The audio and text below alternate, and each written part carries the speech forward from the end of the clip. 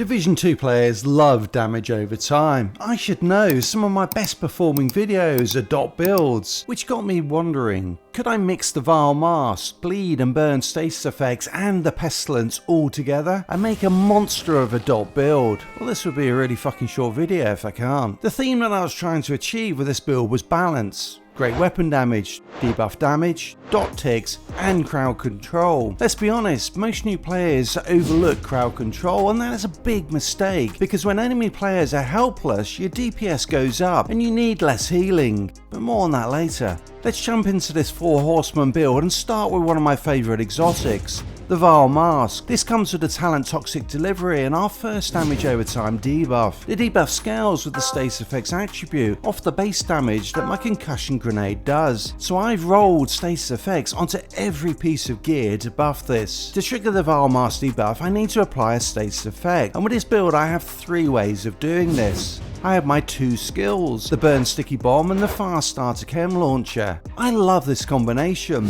The Burn Sticky Bomb is a great way to start a fight because it deals damage as well as applying burn. It is easier to use at longer distances, and when you get good with it, you can hit enemies with a quick tap of the button. But it's a one-shot weapon with a 30-second plus cooldown. But that is where the Fast Starter Chem Launcher comes in, because it has a healthier ammo pool and the cooldown on the ammo recharge is much quicker. The key to getting the most out of this skill is to anticipate how enemies will move, as they will try and get out of the way of the chemical cloud, and also to get good at activating it. Many players don't know that you can ignite the cloud by double clicking the skill activation button, which is much faster than trying to shoot it. This will also swap me back to my main weapon, which is perfect for this build. The third way this build applies a status effect is through the ongoing directive gear set. The way this gear set works is that when I shoot an enemy affected by a status effect, so after you've started the fight with the Burn Sticky Bomb, you mark it, kill the enemy within 10 seconds, and I'm rewarded with a clip of hollow point bullets. These bullets apply the Bleed status effect and buff my weapon damage. This damage received a welcome buff with Seasons 2.0, and with the chest piece it now provides a huge 50% amplified weapon damage, one of the best chest piece buffs in the game currently. The 4 ongoing directive gear pieces come with red cores, which I've gone with as this build is very balanced, so weapon damage is just as important as status effects. So that's 3 sources of damage over time. The final one comes from possibly the best liked weapon in the game, the LMG Pestilence. The talent on this weapon is Plague of Outcasts, which applies a debuff equal to 100% of weapon damage, which can be stacked 50 times to deliver a big punch. On top of this, the debuff jumps to a nearby enemy on death, and as long as I continue to shoot the enemy with the debuff before it runs out, it will keep on going forever.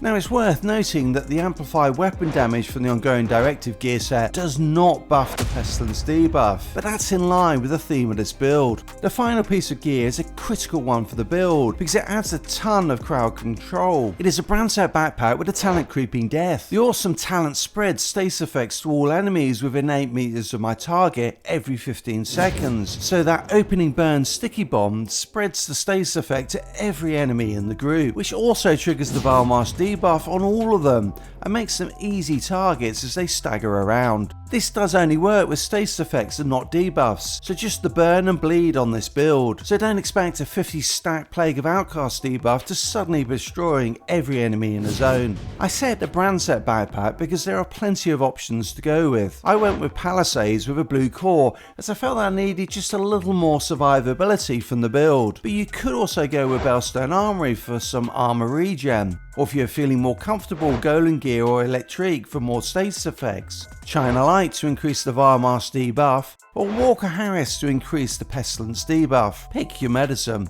For specializations, there are 3 options that stand out. I've gone with the Technician for its skill tier that buffs status effects, duration and damage, and also the 12% damage to robotics that help me overcome one of the weaknesses of the build. Gunner specialization is also a great option if you want a bit more survivability through its 10% armor on kill, as well as its various buffs for weapons like LMGs. And finally, if you are running in a group, survival Survivalist is a good option due to the 10% damage buff group members will receive to enemies with status effects. This build does something that so many weapon damage builds fail to do. It delivers great single target damage and also area of effect damage. This makes it a great build for solo players to take on heroic content while still delivering great team buffs when in group play. But if you are looking for a purer damage over time build, check out these 5 burn builds that have been updated for Seasons 2.0 or this great Pestilence build.